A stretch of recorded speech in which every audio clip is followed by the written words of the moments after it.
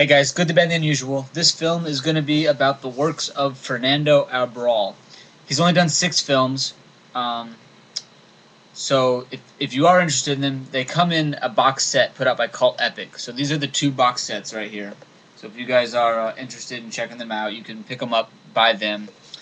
Here's the front of the second one. Here's the front of the first one. I recommend watching the first box set first because I think that's his most interesting work, and then if you really enjoy it, definitely pick up the second one. But the second one is, I think, not his stronger work. Both of the box sets are numbered on the back. Cult Epic put them out in these like limited edition boxes, but you can still buy all of the films individually through Cult Epic. You can pick them up real cheap on Amazon. Anyway, I'm gonna jump in. I think this one's gonna probably run a little bit long, so I'm gonna ramble. He's a Spanish surreal artist, a lot like Alejandro Jodorowsky. And that's actually how I discovered him. Was I wanted to find more work like Jodorowsky's films, and this stuff did not disappoint. It's on the same level. Some of it is just as interesting. Some of it I think is even better. It's great stuff if you like surreal, bizarre stuff, and you're not offended easily by extreme scenes, stuff that shocks some people or whatever. Anyway, the first thing I'm going to talk about is a play that he did. This is actually how I discovered him. He wrote and did a little tour for the play Fernando and Liz, which was later turned into a film by Alejandro Jodorowsky. That's how I discovered who he was, and from there I worked and found his other films that he did. Again, this is a great film. I covered it in the Jodorowsky video I just made. So, starting with his theatrical films, like I said, there's only 6. And the first one is Viva la Muerte, or Long Live Death, and it came out in 1970. Here's the cover. It has the very famous head crush scene, which is the guy buried in the sand gets run over by the horse here. This film is basically, it takes place during the Spanish Civil War, and it follows a son, or a young child, whose father gets taken away by the Spanish soldiers, and he's accused of treason, and the son is interested in, he doesn't quite understand what's going on, and it's just a very bizarre, like, surreal film, and explaining the plot to these really doesn't do any of it justice, because that's what it's about overall, but to me the films are about just the beautiful cinematography, the unique ideas, and just the stuff that you see in it that you've never seen in anything else. Alright, he followed that film up with I Will Walk Like a Crazy Horse, which, in my opinion, is his best work. I enjoyed this one the most. I thought it was the most bizarre, the most crazy. Here's the cover for it. This one, I couldn't even begin to tell you what it's about. It's basically about a guy who learns to love Mother Nature and respect the earth.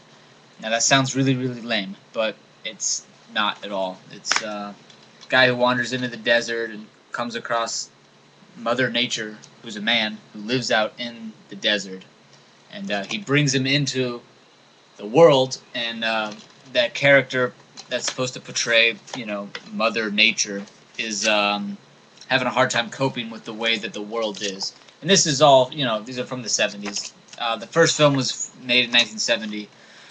This one, I'm thinking like 71, 1973. So, it's supposed to be like shocking, like this, like bringing Adam from the Garden of Eden, like Adam and Eve, bringing him into modern day society.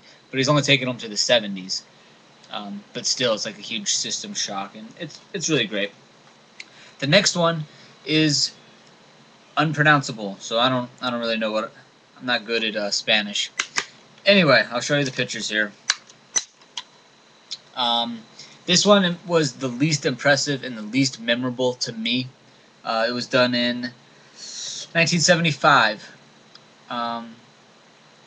The Guernica tree. I'm gonna try and say it. That's what I think it translates to. Anyway, this one is more of a war film. It's like a war drama, but still with all the surreal elements.